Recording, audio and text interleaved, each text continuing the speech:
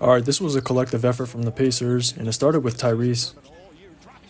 That two-man game between him and Miles had Brook compromised the entire first half. He made the right read every time regardless of the coverage, and that set the tone for their offense. But it wasn't just him, and I gotta credit TJ. His minutes to start the second shifted the momentum, and he did the same thing in the Celtics game. Just pushing the ball to create pace, and there was no lapse in their offense.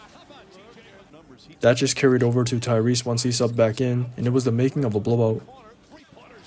But the Bucks made the right adjustment during halftime and went into a zone to start the third. This took away Tyrese in the PNR and was their best stretch of defense. Those stops started a 25-9 run for him to take the lead and was their best chance to take control of the game. Dame time started early while Chris and Giannis continued to go. But that stretch was as good as it got because they still didn't clean up their transition defense, and the Pacers started to exploit the middle.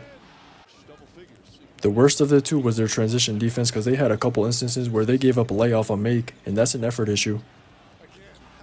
That was the theme of the fourth, and the Pacers had 4 tips just crashing the O-boards. Those were inexcusable, and even though the others continued to eat in the zone, if I'm the Bucks, I'd rather have that than Tyrese going crazy. But they reverted back to man, and he went on to ice the game with back-to-back switches on Brook. It didn't work in the first half, so I don't understand the logic there, but even worse than their defense was their offense.